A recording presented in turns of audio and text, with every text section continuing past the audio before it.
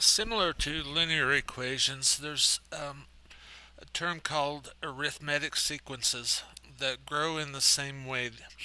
So an arithmetic sequence is just a list of numbers that represent a pattern of growth. If you look at the materials, you'll notice that they use images for patterns quite a bit to demonstrate this. So in an arithmetic sequence, there's going to be either an addition of a positive number or addition of a negative number in a pattern showing growth. So if we look at example 1 at the bottom, we have the term -7, -14, -21, and -28. This first number is always the first term, so this will be term 1, term 2, term 3, term 4.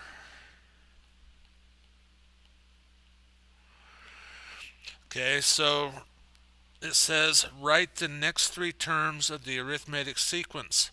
So if I look at this, I'm getting 7 smaller every time, so I'm adding a -7 or subtracting 7. So I'm going to continue that sequence. So after -28 would be -35, -42, and then -49. So we'll look at some patterns. We'll go on here because we want to be able to graph the sequences, and then we want to write an equation of the sequence. So here we have an arithmetic sequence. Graph the sequence, let a term's position be the n number. So if you think of this, we're going to graph 1 and 4, 2 and 8, 3 and 12, and 4 and 16. So if I go 1 and 4, I have a dot there. 2 and 8, I have a dot there. 3 and 12, I have a dot there. And 4 and 16, and I have a dot. So first off, sequences are going to be, in this term, they're going to be discrete, meaning they just have a term and the value of the term. But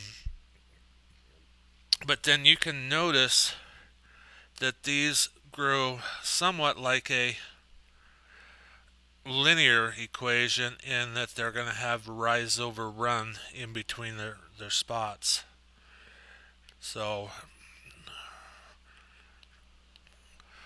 you can see that they're similar to a linear equation. Alright, so identifying an arithmetic sequence from a graph. Does this graph represent an arithmetic sequence? Well, you can see that the numbers, let's look at it. We're going to go ahead and make a table. I'm going to use T. And when we work with sequences, rather than using X, we usually use the term N. So we have 1 and 15, 2 and 12, 3 and 9, 4 and 6. So we're subtracting 3, we're subtracting 3, we're subtracting 3. So it does represent a sequence of subtracting 3. I'm going to go ahead and do something that's not asked of us right now because we're going to have it on the next slide, but I'm going to go ahead and do it with this one.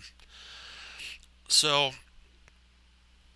in order to write a sequence, so f at n, so whatever the term value is, and we're going to use the starting value or the 0 term. So if I wanted to work backwards to find out what the term before term 1 would have been, I would end up adding 3. So we know that rate of change is similar to slopes, so we know that we have negative 3 times whatever the term number is, and then it's going to be plus 18. Alright, so it'll show you the example on the next slide. We'll have explanation of that. So we're going to go term A1, and this shows using n minus 1 times d. But we're going to go ahead and find the value of the first term. So we're going to go, and they use a different notation. We're going to go mn